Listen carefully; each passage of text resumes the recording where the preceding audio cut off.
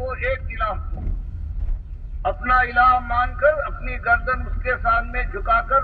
ثابت کرنا ہوگا کہ صحیح معنوں میں تم اس کے غلام ہو اور اس کی غلامی کے علاوہ کسی اور قرادے کو برداشت نہیں کر سکتے. تو یہ مسئلہ پورے قرآن کا ایک مسئلہ ہے. کبھی اس انداز سے، کبھی یہ کہ انسانیت جب بھول جاتی ہے،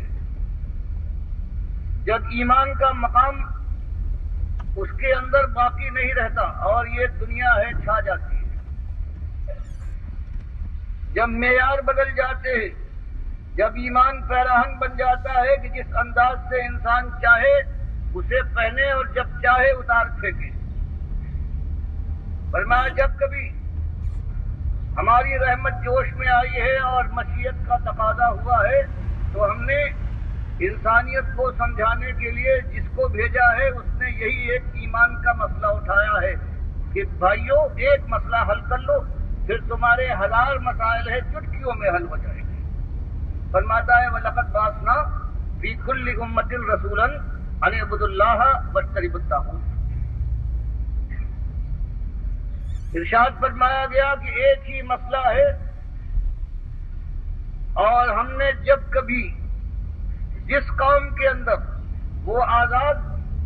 اور سرخوش اور دیوانی بن گئی ہو اپنی دنیاوی جوش کے اندر، جیسے قوم عاد تھی یا قوم ثمود تھی،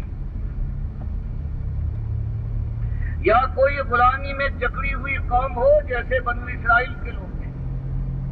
یا عرب کے ریگزاروں میں بسنے والی ایک ایسی قوم ہو کہ جس کے معاش کے اوپر ہر وقت بسیاں رکھتی، یا مرغزار ہوں شام اور فلسطین کے، یا بابل اور نینوا کے. ہر جگہ ایک ہی مسئلہ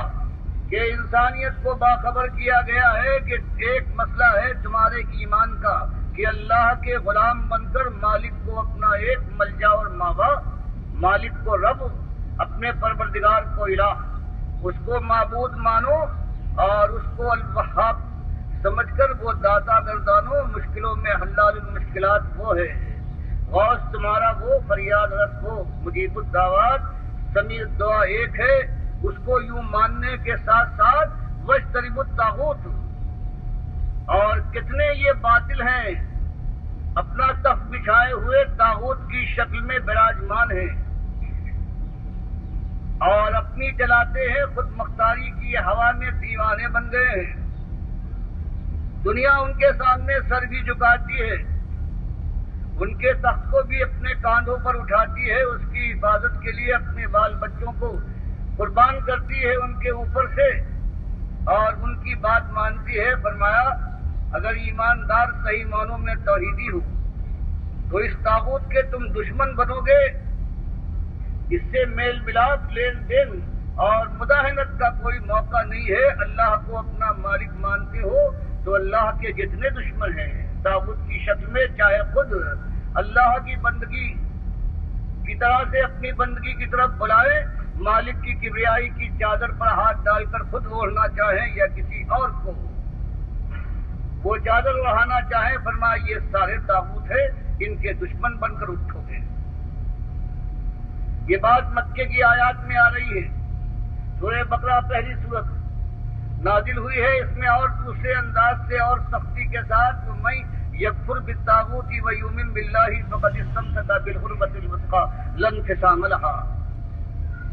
اب انداز میں ایک اور تیکھا بنا گیا کہ اللہ کے بندو 13 سال تم میں سے کتنے ہیں